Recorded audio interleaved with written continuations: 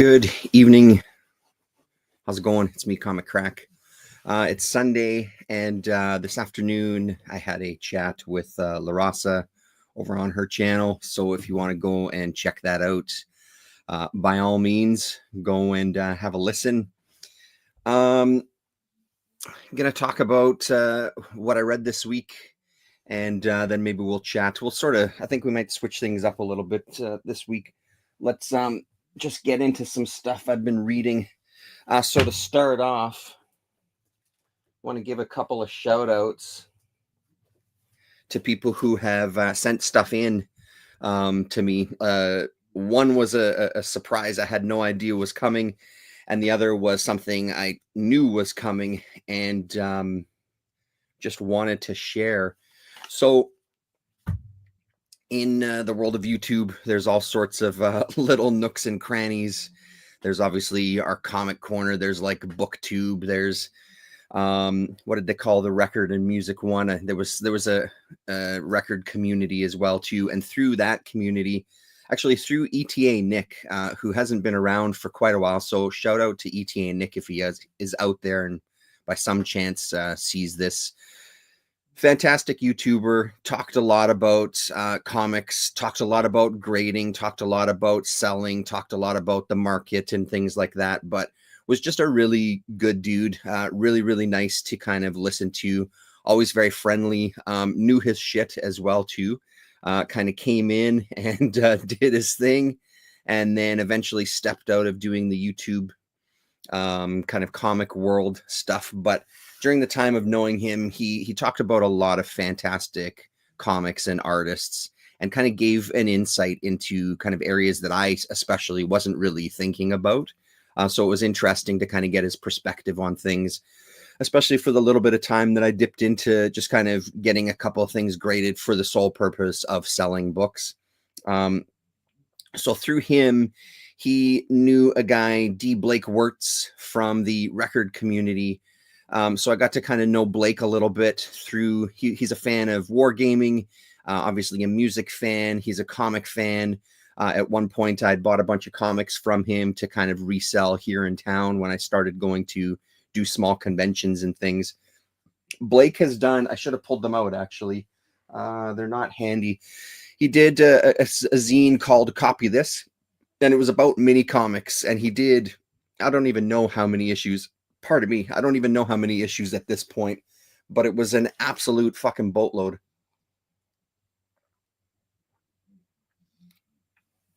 Always really good stuff in kind of a mini comics format. He stopped doing YouTube videos, and I kind of lost contact with him for a couple of years. So he dipped back into, I don't know if he regularly watches the videos. If he does, hello, Blake. Shout out to Blake for sure. I don't know if his channel still exists. So if you are watching and you want to drop a link, please feel free to in the comments. So he got in touch with me saying that he's got a new zine where he's focusing on music, but specifically cassette tapes, a cassette review zine for those who still love cassettes. So it's Copy This Cassette is what it's called. And he sent me a copy of issue number 2. I think the 3rd issue is out. There is a Bandcamp page as well. Let's pull that up. I'll put, as usual, I'll put links into the description of the video here. Let's just see. Copy this. Here it is. Let's share screen. Right here. So this is the Bandcamp page. I was pleased to see, as you can see, I've got an order sitting there. I'm probably going to get the other 2 copies of the other 2 issues rather. And then I want the copy of this tape. It sounds fantastic. A little more kind of instrumental jazz type of thing. So he started this little Bandcamp page where he's put out a few releases and some issues of Copy This Cassette zine. So I'd encourage you all to go take a look if you're into music at all, if you're into kind of cassettes in general. It's a really, I haven't sat and read the whole thing. I did a flip through. There's a whole bunch of reviews. There's a couple of interviews as well. one with somebody named Hal McGee, not a name that I'm familiar with, but an interview with Hal here by Blake for quite a good chunk of the first part of the magazine, just talking about cassette culture in general, when it started, tape trading, and just kind of what the actual cassettes mean to some of these guys. As you know, I'm a big cassette fan. One of the things that I'm pleased to see with Bandcamp and a lot of the music I listen to is there's a lot of people doing limited edition releases on cassette. I think it's a fantastic format myself. I love how the cassettes can deteriorate over time. I've long since used cassettes to do recordings on as well for some of my noise kind of projects and things, manipulating the tapes themselves, kind of gently stretching them out to give it more of that kind of decayed feel. Anything you record onto cassette automatically, for me, has a bit of a different kind of personality to it. So it's great to see that bands are doing these kind of limited edition stuff. My son was lucky enough to, or fortunate enough to work with a small cassette label on reissuing. He was doing some design work for some of their advertisements, did a cover for the name is gonna escape me right now. I'll make sure I put a link to that as well too. So some family shout outs as well too. So shout out to Mr. Tom, as he used to be called. There's an interview with somebody by the name of Nate Cross. Again, not a name I'm familiar with. Astral Spirits. Okay. If you recall last issue's interview with Mark Masters, you remember the mentions of the label Astral Spirits, a favorite we both share. Thankfully, I was able to snag the label proprietor, Nate Cross. Astral Spirits, I do very much know, so I didn't know he was associated with that. So there we go. And then, like I said, it's about the last half of the zine, this particular issue, where there's reviews of releases and just talking about some different music. I'm really looking forward to digging into this stuff. It's great to have digital zines and digital information, but I mean, there is a certain generation of us that do love the physical zine. I love that people are still doing this. Shout out to guys like Colin Blanchette, of course, too. So a nice thick issue as well. And it looks like, what were the prices on them here? $3.65 US for these zines. And as I said, there's 3 issues out now. Dan Elson, if I ever start a YouTube channel, I think I'll call it Warbled Bootlegs, after my love of cassette bootlegs. Awesome. That sounds like a great title to me. So thank you so much, Blake. This is great.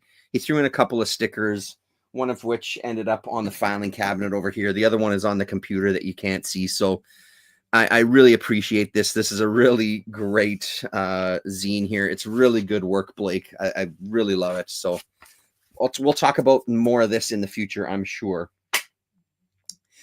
And then Darrell D TV, someone who we're familiar with here on YouTube as far as the comics world goes. Darrell kind of first came into my kind of radar as a guy who was big into Corbin and underground comics, but it was specifically his Corbin fixation, I would say, that he was going after anything Corbin. Kind of did some update videos where he would show off his books. We did a little bit of trading back and forth. I sent him some stuff in the past. He sent me some stuff. I had talked about the MF Doom comic that I had found from a creator on Instagram, and kind of sent a message to Blake because I know he's a big hip hop fan as well. So I sent a message with a link to the Instagram page in case he wanted to get himself a copy. He said that his buddy was working on an MF Doom bootleg as well, and he'd let me know when it was done. So these next 3 books came from Darrell. So he sent me a copy of the MF Doom book. I've got a copy of this already, so this is going to go on the pile to pass on to Rasa most likely. So thank you very much for this. And he was kind enough to, he had a double of Bigfoot issue number 3. So he sent that along to me as well, which is fan-fucking-tastic. So now I only need 1 more issue of this. So this is really, really great. And last but certainly not least, which leads us into kind of the books I've been reading this week, he sent me, I guess it was released on Free Comic Book Day, Billy's Comics Bootleg Verse. Secret Warp is the name of this issue, and this was a Free Comic Book Day release. If you go to Billy's Comics Instagram page, you can see some of that stuff. And lo and behold, who do we have pictured here? Darrell D himself, who's listed as a co-creator on this book. So this is just a little kind of 4-6 page sampler of what's coming in a future full-length bootleg that kind of mashes up Secret Wars, Doom bots, and of course MF Doom himself. What is it called? Doom War Part 1 is what this is called, and it looks fantastic. I love these mini kind of ash can formats. I love the kind of colored paper. When he released it, I guess he appeared at a comic shop and was signing some of these as well that he was giving out for to people on Free Comic Book Day. So it looks great. Billy's Comics YouTube page, or sorry, not YouTube page, Instagram page is filled with a bunch of information. You can go to his website where he's got original art. I believe there was some stickers there as well too. So go and check him out. Of course, that link will be in the description as well. He did trading cards too. So this is amazing. I love that these bootlegs are becoming a much bigger thing. I mean, it can't all point to kayfabe, but I would say that kayfabe didn't hurt in kind of encouraging people to create comics. Not saying that that's where this creation came from directly, but kayfabe was often talking about bootlegs and often encouraging people just to make comics and do whatever it is that you want to do. That's always been a part of any of these kind of things, whether it's music, whether it's art and comics. People are always very much looking to create something to put out in the world. So it's encouraging to see that continue. So thank you so much, Darrell. This is well worth your time if you can get your hands on a copy. I'm really looking forward to a full length of it as well. So I'll definitely be talking about that when that comes out.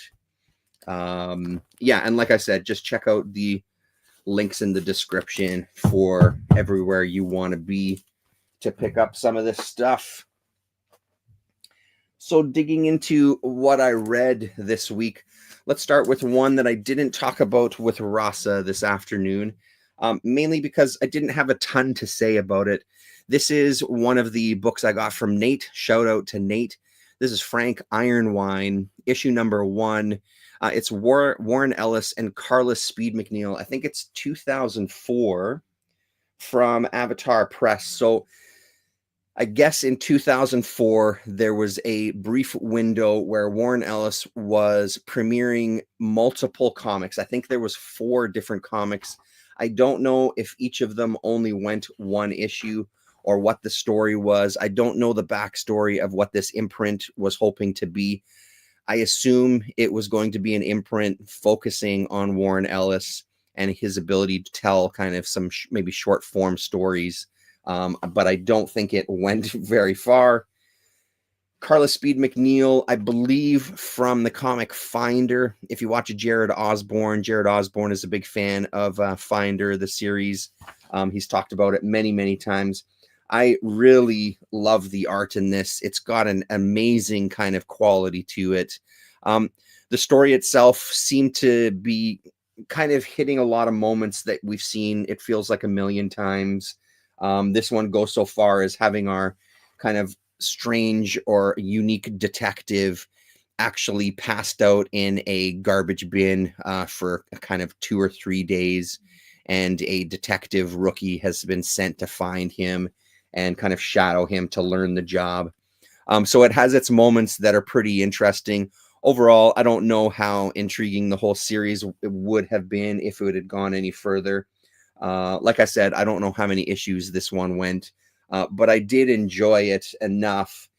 It's a strange one when you feel like you've read certain genres multiple times. It's hard to get an interesting angle on stuff. And I would say that the thing that this is lacking is that kind of interesting angle. Now, it's tough with 1 issue to see how it was going to develop and maybe where it would have ended up. But honestly, the art on this one would have brought me back for multiple issues. There's a real kind of Tyler Crook kind of look to some of the faces here, especially stuff like this. It has a really nice kind of quality to it. There's a little bit of a write-up here. So Apparat, I guess, was the kind of imprint. And I think there's an ad for... Yes, here we go. So here's the Warren Ellis Apparat imprint. Everything that he was going to get stuck into. Angel Stomp Future, Simon Spector, Quit City, and Frank Ironwine. I think local Winnipeg legend 420 has shown off some of these books in the past as well, too, if I remember right from his videos. Yeah, so I'd really be interested to kind of check out the other ones. They've all got the similar look to them as far as the layout for the covers go.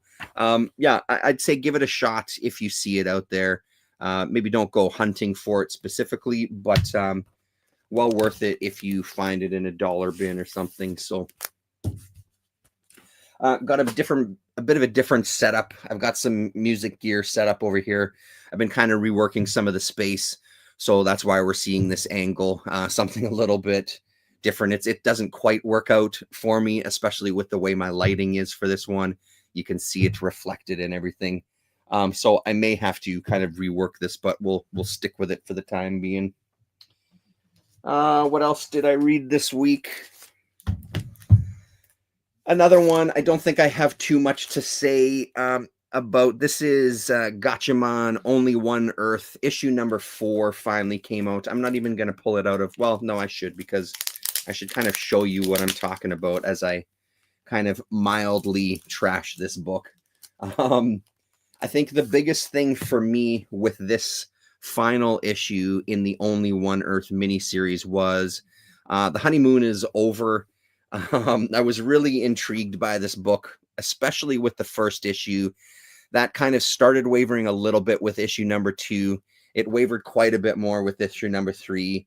And with this one, it's finally... I'm glad it's over. I'm glad there isn't any more. At least I have a complete story. How this works into the whole universe, the whole Gatchaman universe, remains to be seen. I've got a few issues of the main series as well, but I haven't tucked into them yet. This was a bit of a letdown, this issue, and I think the thing that was the biggest letdown, because I do really like the art style. I do like I do like the idea of presenting this universe. One of the things I should say is I don't know shit about Gatchaman. I know the title. I know the look. I never followed this. I've never read anything else. I've never watched anything. So my interest in this is purely that first issue especially just reminded me of 80s and 90s kind of animated TV shows. And I liked that look in a comic book. This one is kind of the culmination of what we've hit. Of course, there's a giant robot that gets piloted by our princess who's down here. And that's where it really fell apart for me. The biggest thing that fell apart for me, you can see on this page here, all the sound effects lettering is just so bland that it detracts more than it adds to anything. We're also at the center spread here. I don't quite understand why this whole spread wasn't utilized with one long panel running across in 3 different spots. Maybe putting some sort of thought and work into the lettering, as opposed to everything looking like basic text that you've just got from a computer program and you're plastering on the page. When it gets into the action, it becomes almost impossible to follow. By the time I finished reading the section, I wasn't sure what the fuck I had seen. I wasn't sure what happened because I was just continually distracted with like, this is a fucking panel. This is a panel. This is like, what are you even talking about? There's nothing that's drawing your eye into these pages. It really feels like it crashed and burned on this issue. I think speaking of kayfabe, I think Jim Rugg used to talk about too many browns, artists use, or colorists rather, using too many browns on the page. This absolutely suffers from that. There is nowhere for your eye to go. There is nothing really to follow with this. And when you do start looking at it and breaking it down, it's really poorly illustrated and orchestrated action scenes. So as much as I was enjoying this, I'm glad it's done. I won't be going too much farther into this universe. Even the main title now, the artist is different in the main title. I'm going to give that one a shot as well, but I'm not going to buy any more issues until I've read the, I think, 4 issues that I have, just to kind of give myself a sense of, I wonder if there's anything there. So that could have been a 1-issue misstep, because like I said, it started off pretty strong. The first issue being the best out of the bunch. The covers are incredible. But yeah, really very much a letdown by that final issue, unfortunately. What have I done here? Something that I can probably deal with later off camera. So let's put this down here. So that's Gatchaman. Usagi Yojimbo. Here's what I'll say about Usagi. Considering how fucking complicated the world is, considering what goes on politically and in the news, considering what a show like Andor made me think about and dig into, which we're going to talk about at the end here. It is so kind of refreshing. One of the things that I do love about comics, Video Homicide, how you doing? One of the things I do love about these comics sometimes is it's refreshing to sit down and have an easy kind of a very black and white world to kind of dip your toes into, where there's an issue, there's a clear solution, there's a clear kind of villain. He tries to kind of like do a shade of gray here. The monster that's kind of been terrorizing this town, she turns out to be this old woman who was denied a plum, the precious plums, one of them for her dying child. So Usagi kind of has his moment of finger wagging to these people going, hey, you didn't provide her with the plum, so it's kind of your fault what happened here, you know. So it's kind of refreshing, as very, like I said, for the most part, it's very black and white, but it is refreshing to kind of sit and have that be just a simple kind of story. And I think that's the biggest thing that I really appreciate about this. Not everything has to be an in-depth analysis of left versus right and all these other things. Sometimes it's great just to have a nice, concise little story. And Usagi Yojimbo continually gives you that. And this one really does as well.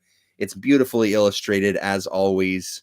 So I don't know, man. It was really nice to kind of sit and kind of decompress with something like this. At the end of the day, that is part of what this hobby is, and reading comics is, it's a chance to decompress. It's a chance to cut out all the bullshit that's happening in the world and just kind of sit and enjoy yourself. So it's such a good book for that. I'm so happy that I've been picking up the single issues, even though I'm late to the game for Usagi. I do really appreciate the stories that Stan Sakai presents. This is the B cover. It was the only one that was left. I did see the A cover in the back of it, and they abandoned the kind of pink theme. Even though this one has some pinks and purples on the back, not as much as issue 1 and 2 do. I feel like maybe they missed the boat on kind of having that design element go through the entire miniseries. Kaya, another one I don't have too much to say about. This is issue number 26, believe it or not. And we're starting in a new story arc. We had a little bit of a break. This is the Peach Momoko variant cover.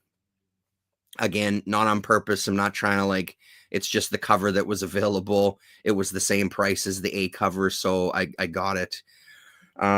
couple of issues with my pull list at one shop, which I don't know if I really want to get into here too much.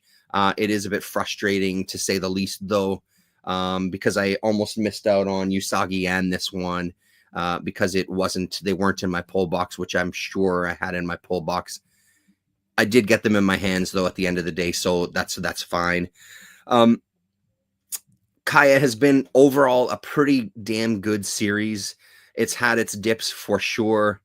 It always reads really quick. This one is really, it's a solid issue. I really feel like he's turned a corner. Wes Craig has developed really nicely with his storytelling, and this one just kind of expands on Kaya's relationship with her brother specifically, and this kind of trickster god whose name I'm blanking on, who they're following around now. He's kind of leading him down paths. Kaya's had this vision to an older version of herself saying you can't trust him. He knows that she doesn't trust him, so he's playing with that a little bit. Is he trying to take advantage of them and sell them off? Is he trying to lead them somewhere where they get killed? Is he actually trying to help them? It's still ambiguous. He's really playing into that as well, to the idea that they don't really know. Jin very much trusts him, though. And one of the things that stood out for me in this one is how similar him and Jin look with the color of their hair, the color of their skin. Maybe that's just a design element. I don't know if it actually means anything, but there you have it. We get a little bit of Jedi moments here where Jin is being told that he's got to tap into the magic that's all around him to kind of accentuate his powers. He's purely looking to kind of take it from himself. You have to take some of these powers from the world, and you deplete the world's resources on these magical elements, but it is going to make him a stronger, I don't know, magician's not the right word, but it's going to make him a stronger person, I guess. So it really, not everything is Star Wars, but sometimes everything is fucking Star Wars. There's some themes. These themes get reused for a reason. They do work. It does kind of speak to a little bit bigger stories and things. So this was kind of an interesting moment here. So good stuff. There's 3 trades now out, at least. If you haven't read any Kaya, honestly, I think as much as I'm enjoying getting the single issues, I do think that the collected editions, if you haven't read any of the single issues, I do feel like the collected editions are going to read a lot better than getting singles. It's great to read a big chunk of the story together. It flows really nicely. Each issue is a really, really quick read. So I think kind of getting it in a collected form is maybe a better way to go about it. Chaos and Comics.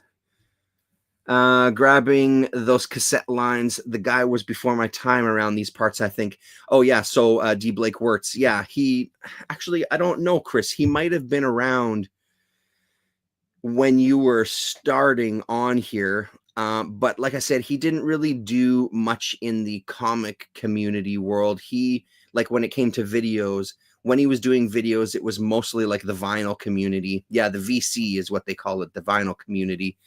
He mostly did videos in that kind of world and kind of dipped his toes into comics here and there, more as like a viewer and a commenter as opposed to doing videos. And then when he was doing his zine, I don't remember if he did any videos talking about the copy of this zine specifically. But yeah, he's been around for a bit. Another thing that I read this week, this one, it's a bit of a critical week, I guess. So I didn't realize that Black Sad Part 2 had come out for this They All Fall Down storyline. This came out in November of last year. I only saw it at the bookstore recently, and of course, immediately picked it up without a second thought. The one thing I'll say about this is I understand everybody wants to make money. Fuck putting Black Sad stories into multiple parts. It doesn't read as well when you have to wait a big chunk of time between 2 issues. This isn't a monthly book. All of that said, I don't know how this was originally published. They may have split it up for the English version, or that may be the way that it was originally presented in 2 parts. Either way, I hope, whatever the reason is, I hope that it stops for for future volumes of Black Sad. It took me a little bit to kind of remind myself of what this story was. I guess there's cliffhangers that are used. I just don't think that the Black Sad kind of universe is one where you need to take time between issues to kind of tell a full story. I think it works better as one complete story. The next volume comes out, it's another story set in that universe. Each of these stories kind of just add flavor and characters to the Black Sad universe that you can easily tap into with another book. Splitting it up, I think, is a bit of a pain in the ass. These books were $20 US each, $25.99 Canadian. All of that said, though, I still do love Black Sad. The art is just stunning. There is a YouTube video out there where they talk to specifically the artist. I haven't watched the whole video. I think they talk to the writer as well too. Let's get the credits properly here. So written by Juan Diaz Canales and illustrated by Juanjo Guarnido. Don't even question it. That's exactly how you pronounce them. And there they are right there. So they talk to Juanjo about his artistic career. At one point, he did kind of make a play to work at Marvel Comics. He says that he got turned down because his art style just wasn't up to snuff for Marvel. He eventually started working at Disney, and you can see that all over the pages here.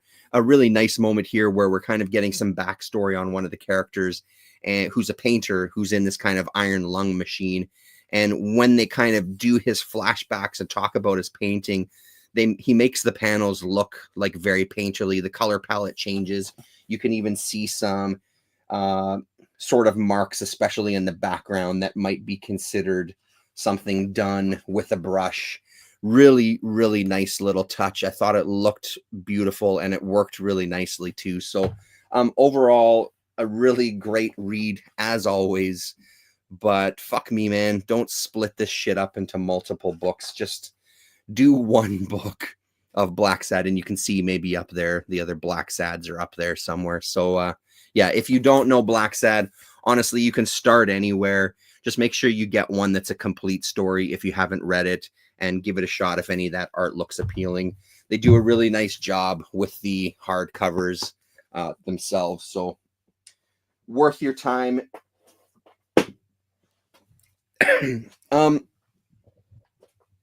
The last comic we'll talk about is Heavy Metal issue number 1. I'm creeping up on halfway through it. Read a few stories, and overall, I'm absolutely loving this. It's great to see this back. This is like 200 and something pages, 227 pages of comics. There's a little bit of write-ups here about, there's an article specifically about the history of heavy metal. There's kind of a breakdown. The future ain't what it used to be. It's weirder. So kind of, there's a lot in this where they do a lot of callbacks to the original heavy metal. Gore Vidal, here you are. You're here. Nice to see you. They even have some artists from the previous era of heavy metal, including Enki Bilal, to start off the story with part 1 of a story called Bug. My biggest criticism of this one, the goddamn text was so fucking small. It was really hard for me to read. It's an interesting premise. It's very much Bilal in the artwork style. It has changed a little bit, and I think that's more to do with what he's using to create the art itself. It feels like pencil crayons, but I mean, I've said it a million times. I don't know shit. So this all could be digital for all I know. I haven't the faintest idea. Basically, electronics and technology has come to a crashing halt on Earth. There's some astronauts that are stuck in space. They're on a rescue mission to kind of go check in on some other astronauts who have been in there, or at least I think they're astronauts. They're dressed sort of as prisoners. If they are prisoners, that fact was lost on me.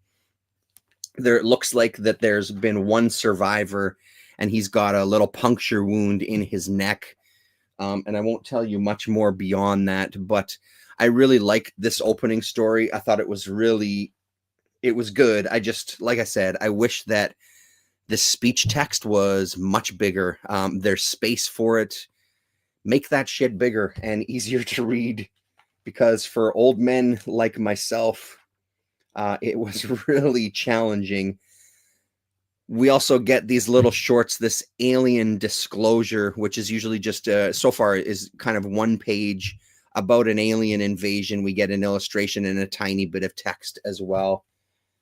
We then get into the history of heavy metal, like I said, which is pretty cool to see, talking about different issues and artists that have worked in heavy metal.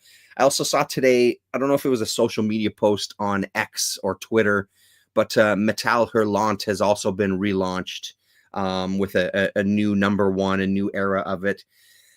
This one feels so much different from when Grant Morrison did it. I got a couple of the issues from the Grant Morrison era, and it didn't feel. I think Chaos and Comics might have said it. Somebody said it recently, where it felt more like an indie comic anthology as opposed to heavy metal. This one feels like heavy metal. The Mercenary is a story that also appeared in a bunch of heavy metal magazines. The art for the Mercenary has always been intriguing to me. I've never read a Mercenary story that I liked, though, to be honest, and this doesn't change any of that. It was just okay. The art is really beautiful to look at. One of the other things that's a nice throwback to heavy metal is boobs. We have some nudity in here, of course. How could you go wrong? There was also a kind of cool part where our human character, our mercenary, has to wear the face of a spider that he's killed so he can present himself as the king of the insects to kind of get his dragon back. So there's moments, it felt like it sort of feels like a Thorgal type of, or Conan type of attempt at a long running series, sci-fi / fantasy, that has, like I said, has never really worked for me. All the Mercenary stories that I've read, and to be honest, that's not a ton, because once I got the sense of them, it was one of the ones that I just wouldn't really go back to and read. There's also some really nice calls out to the heavy metal movie. I love the heavy metal movie. I've got it on Blu-ray. There's a fantastic documentary on that Blu-ray as well that goes into depth about how it was made. So the Lochnar is one of the kind of driving narrative tools used through the movie. And in this issue, we get the Lochnar is in this, and we also get kind of a extrapolation on one of the stories that was in the movie with this kind of crashed pilot. And this one just kind of goes a little deeper into kind of the monstrous world that this pilot has crashed into. So that was really nice. What else do we have? Of course, we've got Tarna in here as well. We have some John Workman with a 1-page black and white strip.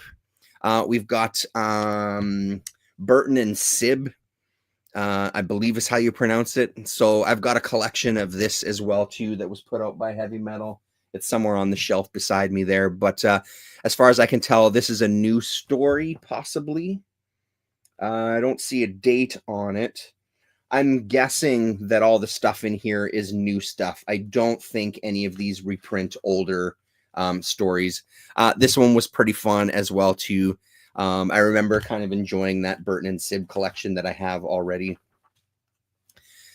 As in the old Heavy Metal, we get a section focusing on an artist, in this case, Greg Hildebrandt, talking about his paintings and showing off a ton of his work that he's done both for himself, for magazines, for even DC Comics we get here with a Joker painting. So that's kind of cool. They do it's a really nice job. I think this is a very, very strong first issue. I'm so glad that I pre-ordered it. I'm absolutely going to get some more. This one, Steve Mannion. I had a couple of comics of Steve Mannion's. This is such a great art style. It feels very much Von Baudet, but it also is very much Steve Mannion. What the fuck was the character called? Someone in the chat must know.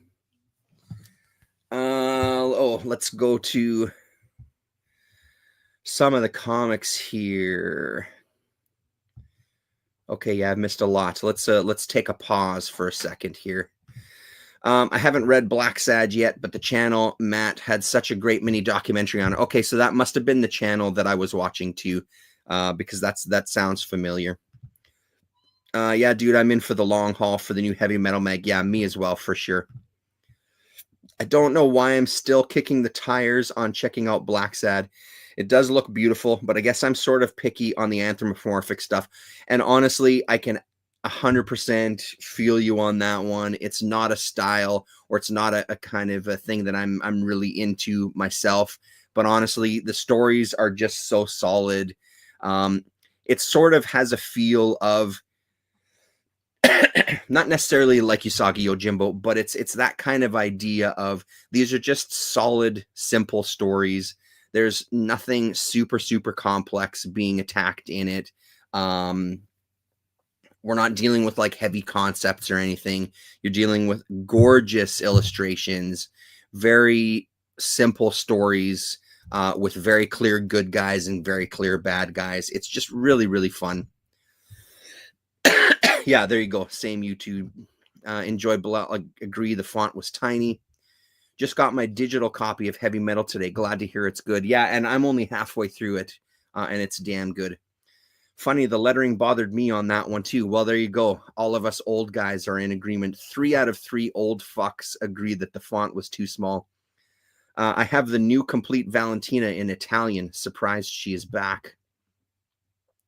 Look, the party just started. Everyone's showing up, and he's almost done. Yeah. Well, we'll still have Andor to talk about too, because I do want to dig into that a little bit. Getting through it. I love Steve Mannion. I'm real close to completing my run of his Fearless Dawn. That's the one. Thank you very much, Fearless Dawn. I don't know if I still have any issues of it, but I did at one time have some Fearless Dawn, and his style is just incredible. When I think of artists to include in new era of heavy metal, his style really fits in.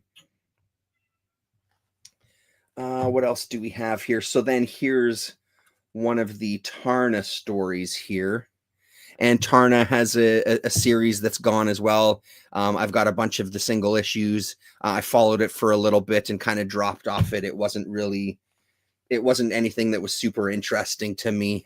It was nice to kind of dip into it. And this first story featuring Tarna is about the same. Nothing really that grabbed my attention on it. The art was fine. Looked a little clean though. And I think that's the thing that's so good about heavy metal of any era. You get a really nice mix of artists and stories. Yeah, so, and then I've just read up to here, so maybe I'll wait there and we'll look at the rest maybe next week when I've read the rest of the magazine. But so far, so good. I'm on board. I think I added it to my pull list at 204 Comics, but I'm going to double check because I don't want to miss. Anybody who's watching, do you know what this release schedule is going to be for this? Is it like quarterly? Is it 2 times a year? What's their idea for heavy metal going forward?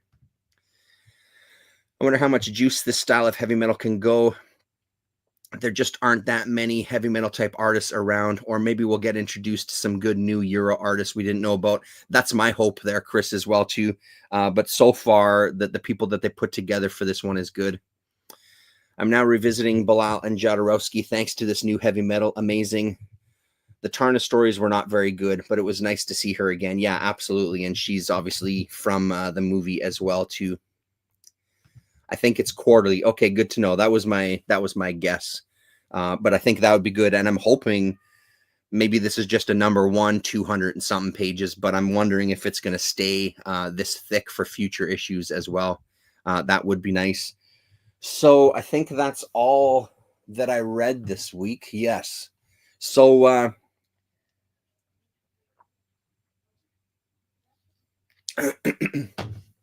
hey, let's talk Andor. First things last. If you don't know this podcast and you're a fan of Rogue One or Andor, I would strongly recommend you check out the Going Rogue podcast. She's got a 6-episode series that covers the history of Rogue One. So it's about 6 hours worth of audio podcast where she talks about the incredible challenges that they faced creating the Rogue One movie. It's really, especially for me working in film, it's really great to hear some of this stuff.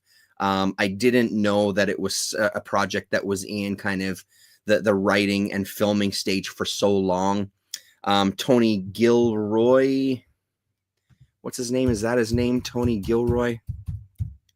Let me just type it in another window. Yes, Tony Gilroy is who finally came into Rogue One near the end, did a bunch of rewrites. It had gone through a bunch of writers' hands. They'd filmed everything. I think they ended up filming another 6 weeks of stuff, kind of completely reshooting some of the character scenes. Saw Gerrera, for example. I think they reshot every single scene that featured Saw when Gilroy came in.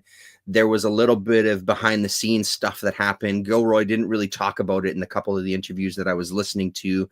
I think there were some guild rules. He had to get his Writers Guild involved, and he ended up getting a co-creator credit on the Rogue One movie.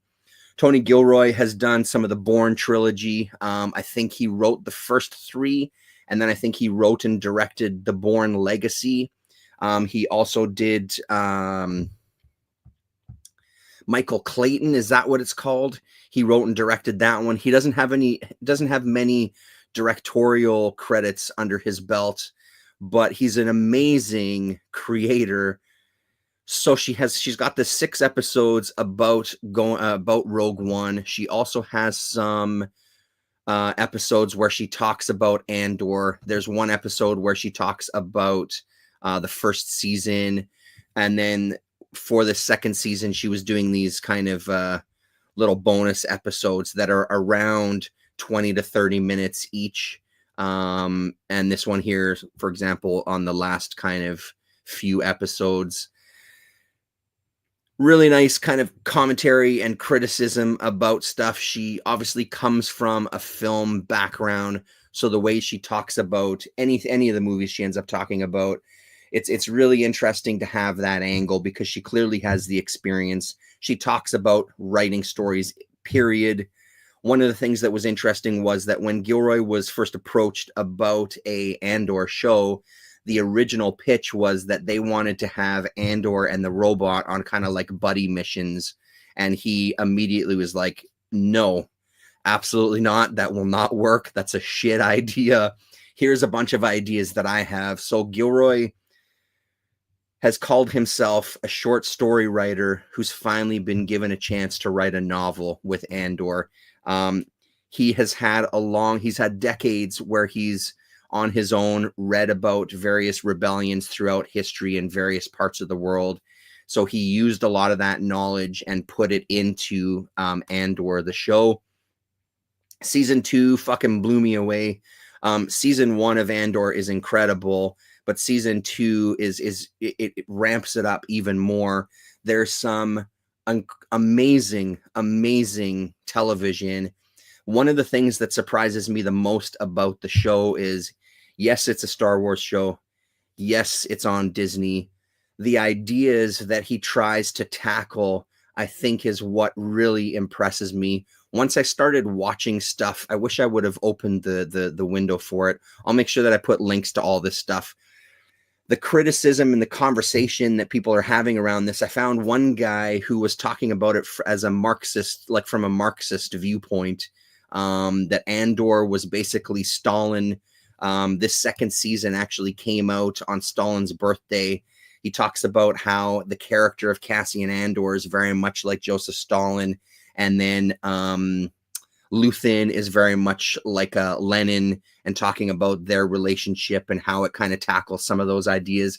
That particular YouTube video is specific to season 1. He's since done some videos about season 2 as well. So I think with any good storytelling, you get the framework of a story, but there's a lot of opportunity to inject your own maybe beliefs or knowledge, or you can look at it through these different lenses. And I think that that's what Andor did so well, is that it really set a fertile ground for all sorts of discussion and all sorts of commentary. So I've been kind of knee deep in Andor and Rogue One stuff, watching a ton of videos, listening to a bunch of podcasts, listening to a bunch of criticism and just conversations about it from people from all different walks of life. And it's every single one has been really goddamn fascinating. So the fact that Disney put it out under the Star Wars umbrella, and it's sparking conversations about Marxism, it's sparking conversations about the political system, it's sparking conversations about rebellion, whether it was intended or not, I think is exceptional that a show of that caliber was put out in a format that is going to reach an enormous audience because it's Star Wars.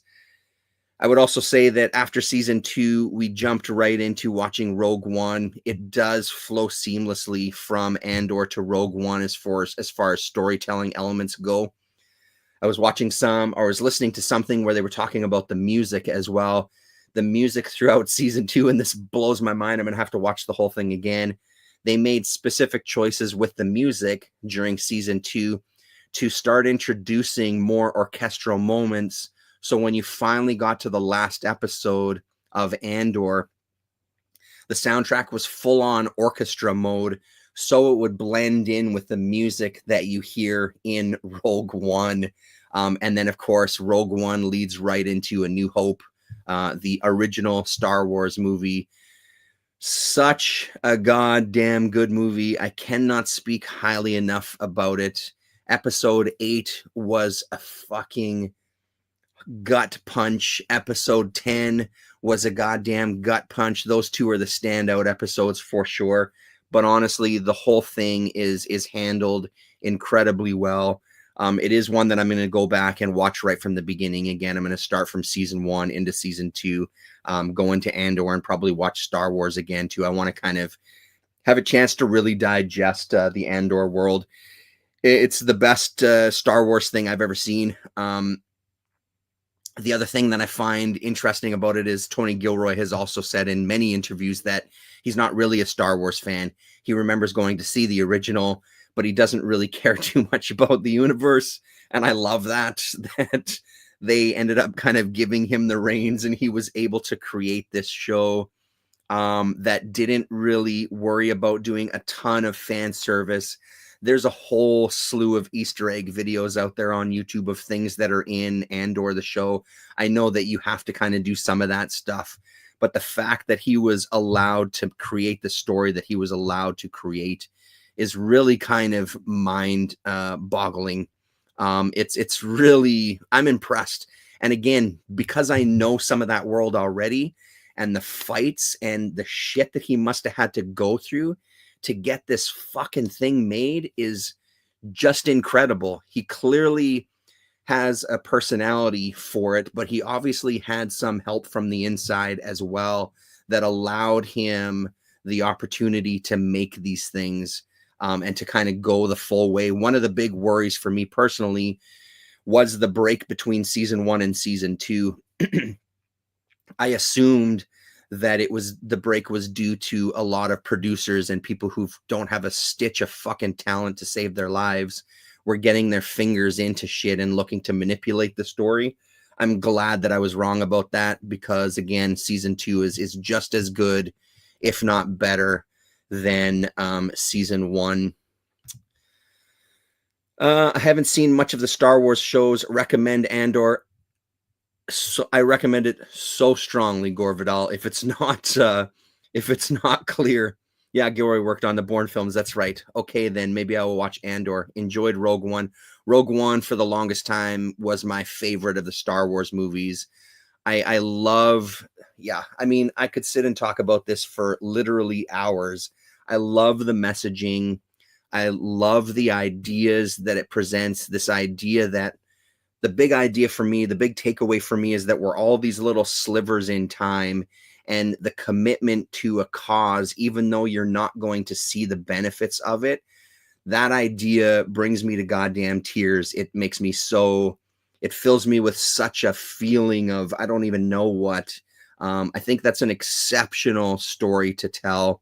This part that people play in the history of humanity, who will go nameless and forgotten, is really just such a topic to tackle, again, in a fucking Disney show. Kudos to Disney for making Andor really not something you'd expect from them. I 100% agree, Jeff. Welcome, by the way, Jeff. Nice to see you. I subscribed to Disney to watch Daredevil and Doctor Who, but both bored me and decided to rewatch Law and Order and 24 instead. Old favorites along with the Americans. That first season of 24 was, at the time, some of the best TV I'd ever seen. I was so disappointed when they decided to come back with a second and third and fourth season. I loved the first season. Daredevil surprised me near the end. It was pretty fucking horrible for most of it. I don't know if you watched the whole season, Gore, but it does end pretty well. I thought it kind of moved to a place that was a lot more interesting. Of course, for me, it was the Kingpin and Vanessa story that was the most engaging, especially as the episodes went on. I'll begin to watch it this week. Glad you talked about it. I hope you enjoy it, Gore. I'm looking forward to hearing your thoughts on it. And like I said, I'm going to put a bunch of links in the description here. If you want to go down the rabbit hole like I did, I'll give you a bunch of links to some YouTube videos that just offer different discussions on Andor Season 2 and Season 1, just to kind of give you a little taste of where my head's been for this past week or so. What else do I have open here? Let's quickly talk about this, and then I think we might call it.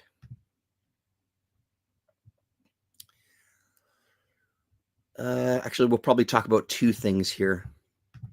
So first things last, it wouldn't be a weekly chat if we didn't talk some Richard Corbin. So Dimwood is the next graphic novel that's coming out from Dark Horse. It comes out June 10th. So this is the graphic novel that he was working on before he passed away. This is the first time it's going to be printed. It's one of the only times that I'm thinking of double dipping just for the sake of keeping one wrapped in plastic. Corbin seems to be one of those creators that, given some time, shit sells out really fast. And with this one being the first printing, I'm kind of banking on the fact that it might be worth a little bit more money at some point. So I'm potentially considering doing that. After Dimwood comes Rolf and Other Fantasy Stories. This one comes out in August. And then the one that surprised me the most, this one just got, I don't know why it's asking me to reload the page like this. Why can't you just go backwards? The one that surprised me the most was Rat God getting reissued. It's not that it's a bad story or anything, but it's a newer thing. I was really hoping that the next one would be like the Blood Star or Arabian Nights or something like that. I'm kind of surprised to see this being the next release afterwards. So this one comes out supposedly November 18th. $40 US for Rat God number 1 to 5. Again, it's a great little Corbin story. I'm just kind of surprised that this is one that's going to be part of the library this early on. I feel like now that we've kind of plowed our way through Den, 5 volumes of Den, it would be nice to give us a few books, maybe like 4 books of something that's maybe not expected. So that's kind of on the slate for Dark Horse. I hope they're successful, and I hope they keep it up, because I'm really looking forward to seeing what else they put out. And then last for me is an amazing find this afternoon, the bookoutlet.ca. There's a bookoutlet.com and a bookoutlet.ca, and I think it has at least 50% off list prices, all books every day. Even within Canada, if you spend $50, you get free shipping, I think it was. They do have some comics as well as books. There was something about this logo that reminded me of Book Depository that I used to use from the UK. It was a subsidiary of Amazon. In my brief kind of looks to see who owns Book Outlet, it appears that Amazon does not own this one. It's a Canadian company, and the CEO of Book Depot is someone named Wilf Wickernick.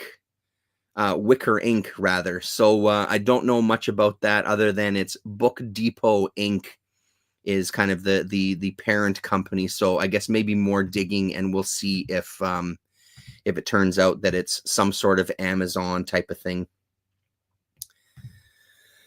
The Bourne films are in my top movies from the last 25 years, so I'll watch Andor. No, I didn't go on with DD. Honestly, Gore, I would say plow through it. Trust me, there was that bank heist episode was probably one of the worst bits of TV I think I've ever seen. It was fucking horrible. But honestly, as it goes on, and especially as you get to the end, it does kind of pick up. Like, it really, really does. And I think one of the things that allowed me to kind of watch it and kind of continue with it was the fact that there wasn't like 24 episodes. It did have kind of like a nice bite-sized chunk, so it does get better. Andor season 1 is wonderful. I'll get to Andor season 2 ASAP. I'm looking forward to now to Andor. Awesome. And I think, let me have a look at my tabs that I have open here. Yeah, no, that's it. Thanks very much, everybody. Good to see you. Gore Vidal, I'm glad to see you're still around. I've seen you've been making a couple of videos recently on your channel, and I think your book channel as well, too. Chaos and Comics, always good to see you. Jeff Yun, nice to see you as well. Of course, Dan Elson, always good to see you, man. Give me a shout when those comics make it your way. Gary Usher, great to see you as well. And then Video Homicide, good to see you too, my fellow Canadian. Right on, everybody. So next week, hopefully, Rasa and I are back for a chat on my channel. And that's it. We'll see you. Talk to you.